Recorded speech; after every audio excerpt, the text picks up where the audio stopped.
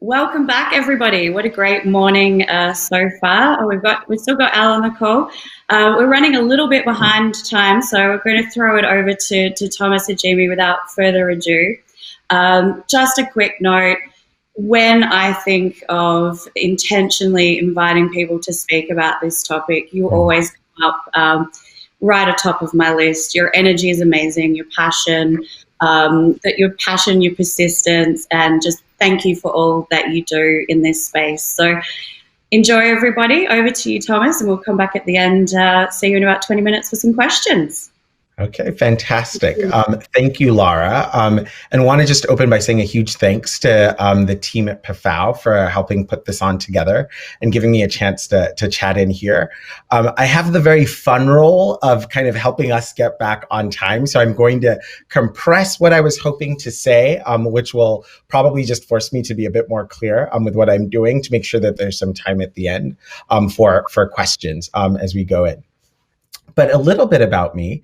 My name is Thomas Igeme, and I'm a co-founder and president of the board at Trybe.ai, which is a DEI leadership development tech and training company that I've been at for the last about 3.5 years. But for me, the story of my interest in DEI really stems right from the beginning of my journey. I'm going way back. So while I've lived in the US for the last 15 years, I was actually born and raised in Kenya. And I grew up very poor in Kenya. I'm also gay. And I mention both of those things because for me, growing up, not only were my educational opportunities quite limited, but simply being who I was, where I was born, was a death sentence when I was born, and now carries life imprisonment.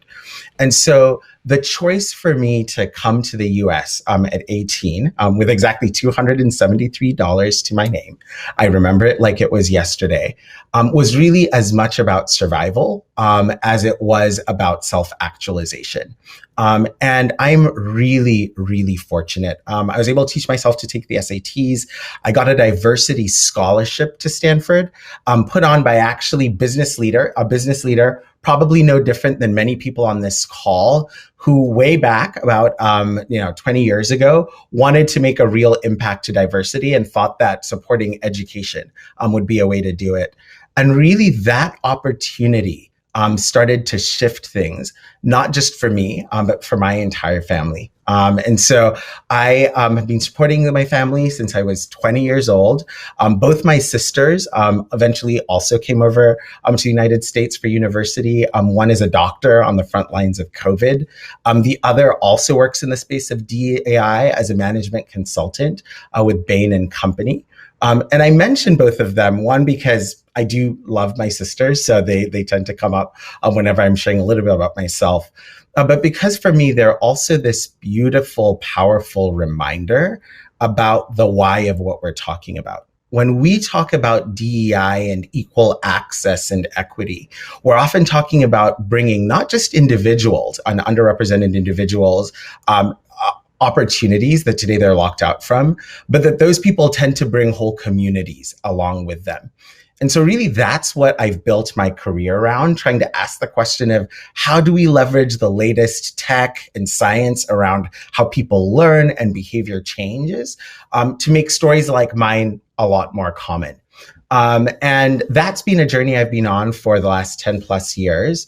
But my goodness, did 2020 not bring DEI into focus in a new way? Right? So we were all kind of forced to reckon with racial inequity and social injustice in a new way in 2020. And I have seen companies kind of really come out of the woodwork on this issue over the last year and come out with a new commitment to DEI. And so what I thought I wanted to share a little bit with this audience of pioneers in this space, who are taking out your time to focus on this, are some of the key trends that we are seeing at Trybe emerge around what it takes to actually deliver impact to DEI in this brave new world. Because there's a lot of great intention, but we know that we've had great intentions before.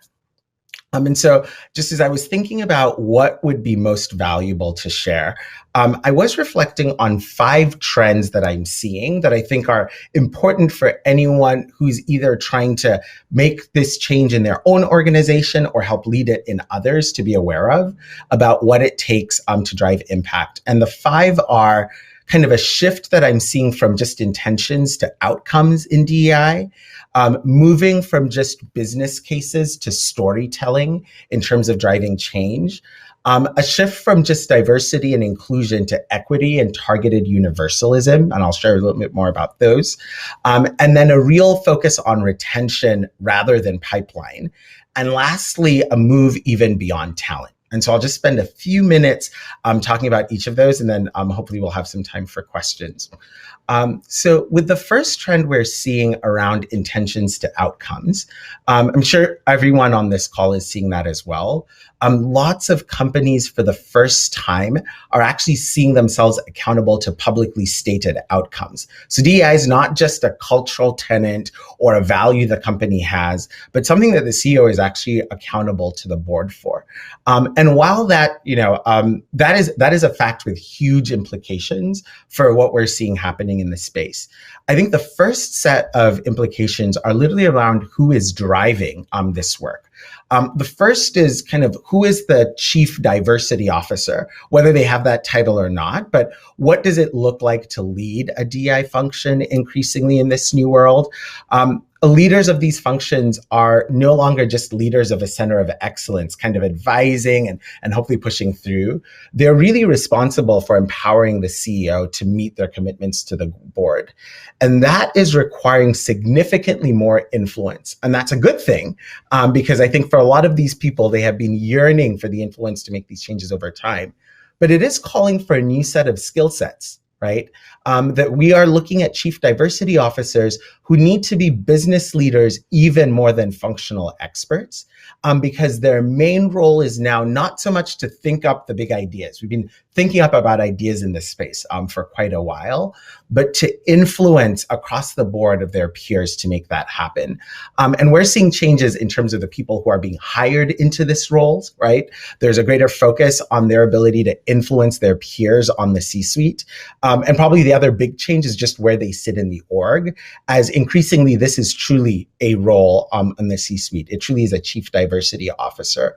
We're moving from the days where kind of the head of diversity was kind of buried under the head of talent management, was buried under the head of HR, et cetera. I think the second piece, really interestingly though, is that there's both an increase in power, concentration in power in the CDO, but a dispersal of accountability across the C-suite. So what we are increasingly seeing is that diversity, the CDO must be responsible for diversity strategy, but the outcomes need to be owned across the executive team, not just by the CDO or the CHRO. Everyone needs to be bought in, because the functional leaders are ultimately responsible for driving change in their spaces. And the organizations that I'm seeing make the most progress the fastest are the ones whose functional leads, be they the head of sales, the head of product, truly see being champions for diversity and inclusion as a core part of their job.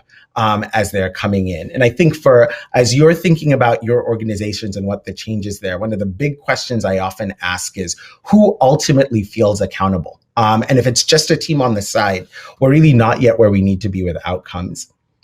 I'm also seeing a change as we move from intentions to outcomes in in who we focus on making change with.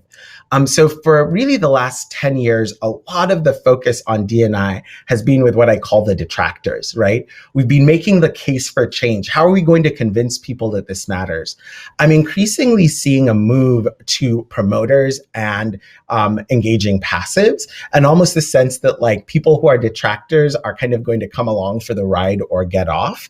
And what that is doing is really accelerating the kind of progress we need to make. Right? Instead of waiting for the bar of getting everyone on board with what is happening with DI, I'm seeing people getting really clear about where they're going and giving people an invitation to come on and get on ride with the journey, or look for somewhere else. And that is just leading to massive, massive changes in the kind of culture change possible. At a number of our clients, we've seen more progress made in the last 6 months than in the last 6 years on this. And there are a couple of really cool examples of that. But one that really comes to mind is a large tech company that recently made this call, and I'll to keep their privacy, I'll make it in.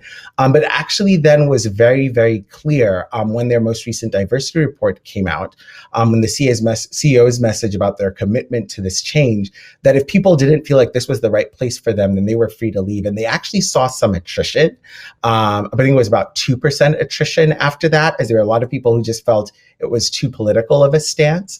And yet at the same time, though, what, at least from their early engagement results, their underrepresented minorities are reporting across all fronts is a whole new level of belonging in the organization. And in particular, I think on the cool side, they've also seen a bump in their talent brand in terms of people they're able to attract coming in. Just a really powerful story of the kind of change that's possible. I think the second trend is around the importance of storytelling. I've been in this space long enough to have heard the business case for diversity many, many times. I'm sure many people listening in have as well. And that case hasn't changed. For the last 20 years, we've known facts like companies that are more diverse outperform in the stock market, that teams that are more diverse produce more innovative solutions. And yet I think what we realized, probably painstakingly late, if I'm honest, and I hold myself in there, speaking of the people who is later to this realization than I should have been, is that part of the challenge with the business case is it was always an outside-in view. Right? It's talking to companies about a problem out there and an opportunity out there for them to go after. The big change that I've seen in the last year is a shift to storytelling from people within the organization. What is it like to be a gay woman at this company? What is it like to be a racial minority here? And what could we be doing better? And those stories, while heartbreaking, have been incredibly powerful in creating a burning platform for change that exists internally. And so the thing is, we always need the business case, and the business case is there. But starting with stories is really allowing whole firms to make huge movements. And we recently were working with a large global management consulting firm that had really been struggling to get movement on this from their senior leadership, and just went out and collected 20 stories from management consultants within the org who are underrepresented about what their experiences had been around race over the last 2 years there. And in that meeting, there were actually some tears that were shed from some of the leaders. And there was a movement, a culture movement made in that moment that really the organization had been struggling to make for the last 5 years. I think another trend that we are seeing is around the move from just diversity and inclusion to equity and targeted universalism. I love that we have equity and belonging right here in the title, but a real statement that it's just not enough for us to kind of go after our pipeline and look for different people. If our outcomes aren't really feeling equitable, we're not really there. And that's been really, really exciting for me, because I think we're beginning to recognize that while there's a very big business case, like we were talking about earlier for this work, this is also a question of justice. And that there's a moral imperative as well as a business one for us to stand up here. And I think the organizations that have really embraced that have seen lots of success. I do think, though, that one of the challenges when we start reckoning with the justice elements of this is the feeling of people in the majority being left behind. Right? The idea, the age-old challenge that at least certainly in the United States we've heard with affirmative action, where then efforts around diversity and inclusion start feeling like giving one group a leg up over another, and really just honestly inculcating a lot of distrust in the organization. And one of the ways that I'm seeing organizations really fight this in some really smart ways are targeted, is what is being called targeted universalism. So, and the reason I use that term is kind of universalism is the idea that, hey, we should all aim at equal outcomes for everyone. And I think that is absolutely true, that your race or gender or any other identifier shouldn't affect your likelihood to be successful in the world, but certainly in any organization. And yet the needs and the approaches that we take across those separate groups need to be deeply targeted. And so there's a recognition that we're aiming for universal equity, but we're really going to develop actually pretty customized solutions around different identity groups. And there's been some amazing research coming out, and certainly we're seeing this as well, that often the needs of those groups don't look exactly the same. And yet, when you take a really targeted approach in building policies around that, we do see a rising tide lift all boats. And once again, there's a really powerful example recently of a mid-sized tech firm that chose to take this approach right here in the United States, just recognizing they're right here in the Bay Area. They recognize that they've been publishing their diversity and inclusion reports for the last 5 years now. And every year, the tagline was basically the same thing. We know we're not where we need to be, and we need to be doing better. And just in 2020 felt that same answer was not going to be enough. And so we've really taken a deeply targeted approach. And just in light of what was going on with the murder of George Floyd and Ahmaud Arbery at that time, made a decision to really focus on their Black employees first, understanding their experience, really getting to the core of what was in their way and pushing it ahead. And what they found was really surprising. One, that focus on a particular group was able to uncover challenges that they really weren't aware of before. Challenges to belonging, as well as challenges to the way that they literally run in their culture, and they're making great progress there. But the unexpected benefit was that the deep focus actually has led to accelerated outcomes. So they can show what value they're adding faster, and they're actually seeing across the organization other affinity groups more excited and feeling more belonging by the effort that's being taken there. I'm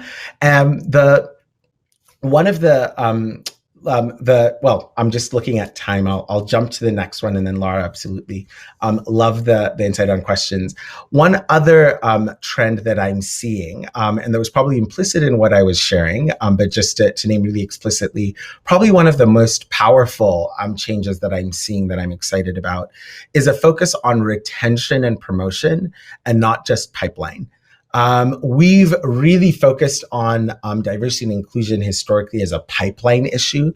And there absolutely is a shortage of the right people coming in. But I think what a lot of companies have been kind of willing to face with new honesty for the first time over the last year or so is that the retention is an even leakier bucket, right? And we all get it, right? No matter how much water you're pouring into your bucket, if you have too many holes, you're always going to be playing catch up. And I think for a lot of companies, that's been the experience. And so a real question on what does it mean to not just be a place that can attract diverse talent, but retain and promote them and get them into senior places of leadership. And there's a lot of work that has been happening there, but I think there are two things that I'm seeing really happen and move the needle on this. The first is the recognition of the role of the people manager, particularly first-line people managers, and how the first-year experience of underrepresented minorities is the biggest contributor of their long-term success in a company. That's almost a truism. Feels like dumb to say. If people have a good experience, they're going to stay. If they don't, they won't. And yet very often, first-line managers have gotten very little leadership development and support in terms of their integral role. And so what we're seeing is with companies recognizing retention is a problem, putting a new focus on the frontline manager, using some of the dollars that before were limited to executive development to really recognize the critical role that people group play in defining the culture of the organization and the place that it comes in. And we've been really excited to work with actually a company that I believe is going to be speaking at PAFOW Global in a couple of weeks, Workday.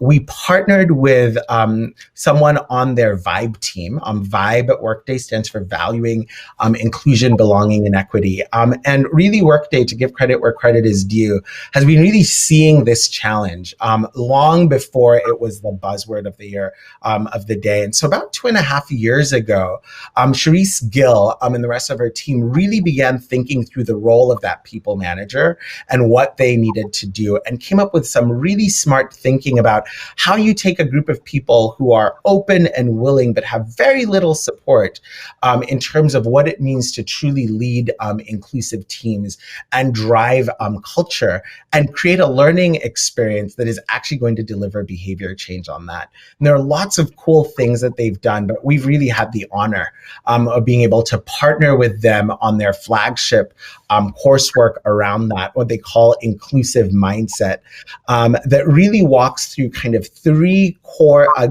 three-stage journey of helping people move through. First, through even introducing frontline managers to what an inclusive mindset looks like, how they see themselves in the inclusion tapestry. And so diversity is not just about people who are underrepresented, but really allowing all our diversity, seen or unseen, to have a seat at the table, and then walk them through unconscious bias, and lastly into the kind of behaviors that they get to drive. And I believe Sharice will be sharing more about that, but we've really had the honor of helping them scale that across the org over the last couple of years, over the last year, I should say.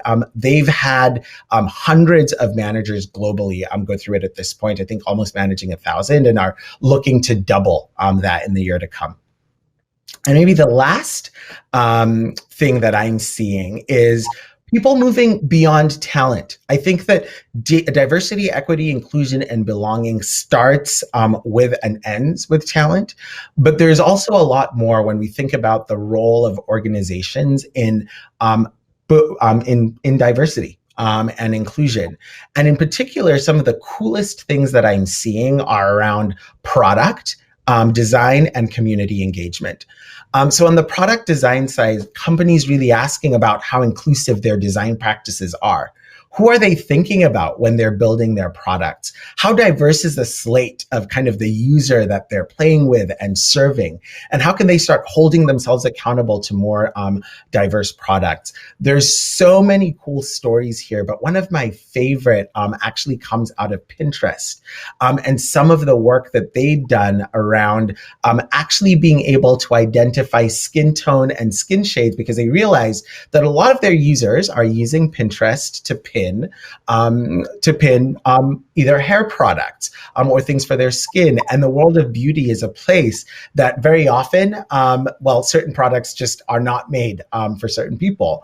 And so by bringing in an awareness of skin tone into some of their design, we're able to then serve up more relevant content to people across the board. And it's a really small but powerful example of how you can create belonging, not just within the organization, but without. And it's been all the rage.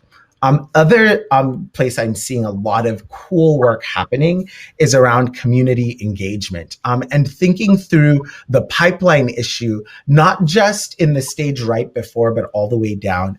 And particularly in the tech world, there's a new interest in how we support STEM, science, technology, engineering, and math, right at the primary and secondary school levels, through providing access to technology, to classes on getting in there, to actually build the pipeline moving forward.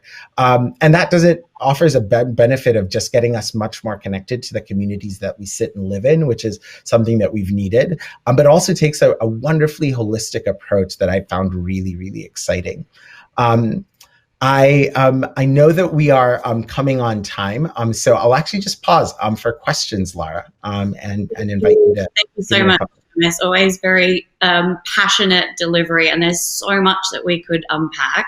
There are a few audience questions, but the first thing I would just like to say, at a high level, when you talk about that North Star being universal equity, we've heard a lot this morning around that positive intent and how we get from positive intent to actual sustainable action and impact. And I think that ties in really nicely to people being focused on diversity and inclusion and how they move the needle to actual true universal equity and belonging. So if there's someone in our audience that has sitting in an organization, they're a strategic leader, HR leader, they have all the positive intent, they're loving everything that's being shared, how do they make a start? How do they actually get started? And what would be your tips to starting to move that needle? Yeah. Thanks for that question. I think of it in terms of three kind of levers to play and starting, and I think all three need to move kind of in tandem. I think one is getting the executive team aligned on the priority. The second is getting clear on the goal. And the third is getting, beginning to provide some really quick win impact to culture. And I'll walk through how I would think about doing those really quickly. I think the first step is around getting senior leaders on. It goes back to what I first mentioned. If we really want change, this needs to be something that the executive team owns. And I'd really encourage, if people are coming in, to really come in with curiosity around where is this on a priority level of our leadership. One of the things I'd recommend, I mentioned earlier that trend around the business case and storytelling. If you're stuck collecting some stories, I've seen this work again and again from underrepresented minorities already in the company, anonymously sharing their experience, just sharing that with the executive team and asking an open question of what do we want to do? I've seen that work literally 9 out of 10 times. And so would definitely recommend starting there. I think in parallel, there needs to just be a clarity around what are the outcomes and what feels realistic for your organization. Is it on the pipeline side? Is it on the retention side? Getting really clear. And it's really tempting here to boil the ocean. What's the one thing you want to go after first? And why does that matter? Then if you do that in tandem with getting the executive team on board, then it's about getting that team, once they're really there, to lock hands on that outcome. And then the third piece is a quick win around culture. I always think our frontline people managers are the easiest way to do it. And what I've observed is they're often hungry for support. And so coming in with some just-in-time leadership development that puts a real pressure on inclusive leadership. And I often say that those are two sides of the same coin, that there is no real leadership today that is not inclusive leadership, because if you're not leading diverse teams, then you're not leading.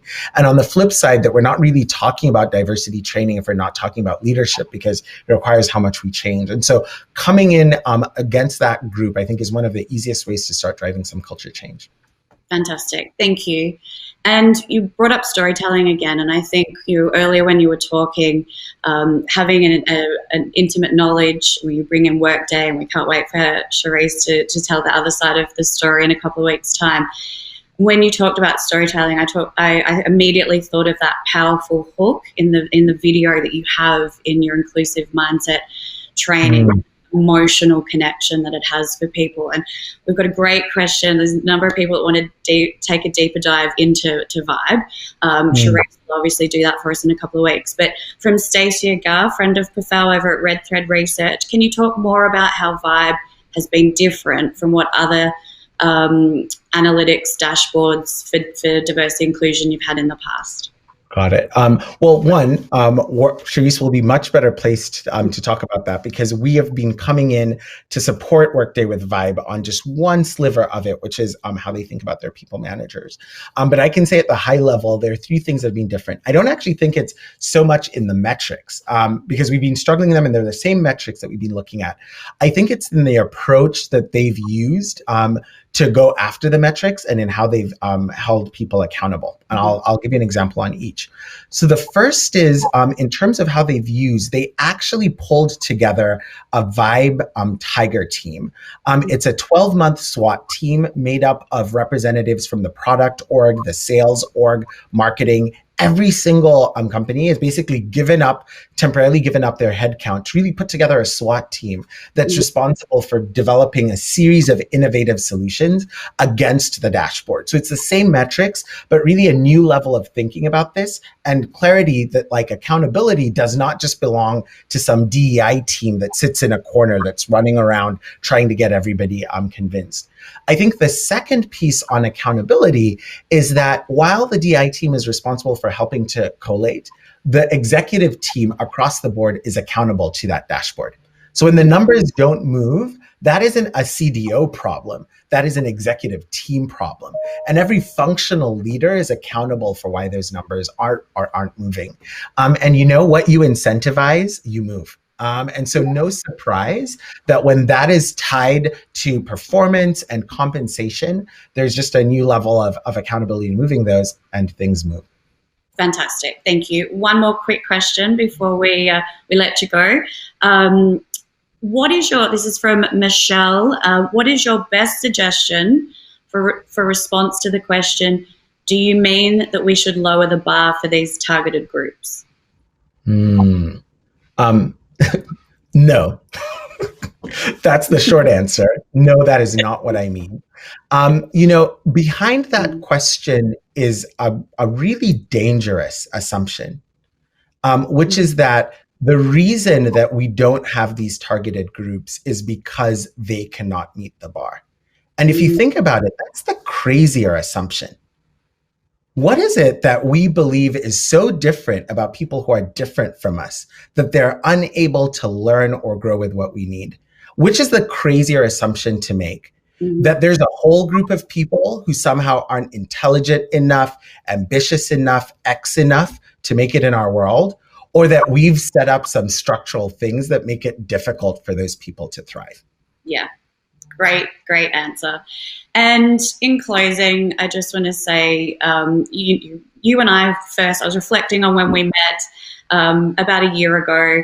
We had a brilliant conversation. It feels like far longer than a year ago. And we were both home visiting our families. You were in Kenya. I was in Australia. A couple of days later, I was back in New York. You're in the Bay Area. A week later, we were together at PAFOW San Francisco. And then within weeks, the world changed forever. And it has been a crazy year. You mentioned crazy. There's been a lot of crazy. In a few sentences or a few words, how would you sum up how our audience can keep on going, be positive through the current crazy, and just be good allies? I will steal a little bit from Maya Angelou, who I think was brilliant and just one of my favorite writers. And she said, "Seek patience and passion in equal amounts. Patience alone will not build the temple. Passion alone will destroy its walls." I really think this moment in time really challenges us to do that. There's a passion that we need to have change and to see change and to not accept the status quo. But there's also a recognition that this is a journey. We are not going to undo hundreds of years of racism and probably thousands of years of sexism and every other ism there is in there in an instant. It is a journey that we're going to be on, and we're going to require patience for other people, but patience for ourselves to go on that journey. And so that would be my encouragement. Seek patience and passion in equal measure. Thank you very much. Thank you for all that you do. Thank you for helping me on my own journey, and thank you for having patience and passion. Have a wonderful afternoon, my friend. Thank you so much, Laura. And thank you everyone who dialed in. I'm so appreciate spending some time with you. Take care.